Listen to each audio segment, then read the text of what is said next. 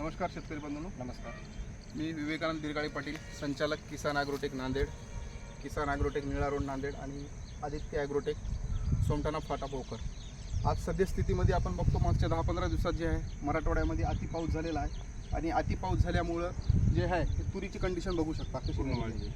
आता हे सर्वात महत्त्वाचं कसं आहे, आता हा उघडलेली आहे हे पूर्णतः याच्या ज्या मुळा आहेत मुळा काळ्या पडलेल्या आहेत आणि खाली बुरशीचा प्रादुर्भाव होऊन हे पूर्ण जे मुळा आहेत जे आपण तूर पाहत आहे हे टोटल आता हे मरण्याच्या स्थितीमध्ये आहे. हे पूर्ण बघू शकतो. तर आता ही जी काय आपली एक बाकीची तूर आहे उरलेली सोडलेली, तर कापूस असेल किंवा तूर असेल किंवा हळद असेल जिथं पाणी जास्त असलेलं आहे तिथं एकदम प्रथमतः पाणी जास्त शेतातलं काढून बाहेर देणे आणि त्याच्यानंतर जे आहे ते फ्लोअर 10 किट वापरणे.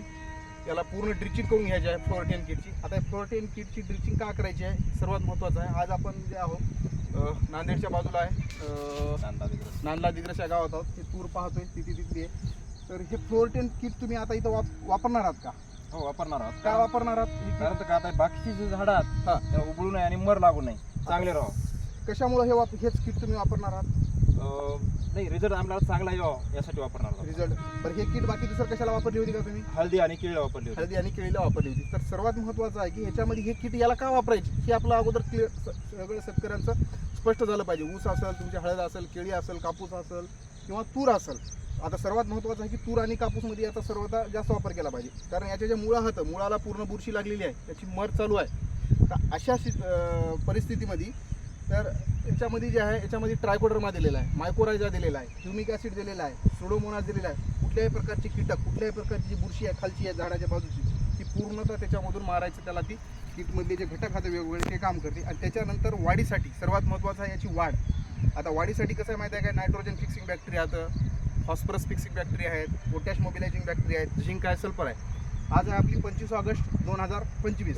परत 29-30च्या नंतर पाऊस होणार आहे. अशा स्थितीमध्ये आपण याला जर खत दिलो आणि पाऊस जर एखाद्या वेळेस जास्त झाला तर ते खत वाहून जाऊ शकते. त्यामुळं जे आहे आपण याला जे नायट्रोजन फिक्सिंग, फॉस्फरस आणि पोटॅश मोबिलायझिंग बॅक्टेरिया दिलो तर पाऊस जरी राहिला तर त्या सिच्युएशनमध्ये हे झाडाची वाढ करायला मदत करेल. आणि हे जे काही बुरशी लागलेली आहे, आता हे जे झाडं गेलेलं आहे हे तर गेलेलं आहे, याला काही पुन्हा येणार नाही. आणि बाकीचे जे तुमची 1.5-2 एकर जे तूर आहे ते वाचवायची जर असेल आपल्याला किंवा परिपूर्ण जर ठेवायची असेल, म्हणजे तुमचा कापूस असेल तिकडला किंवा हे तूर असेल ते हे तुम्हाला हे किट ड्रिचिंग करणं आवश्यक आहे.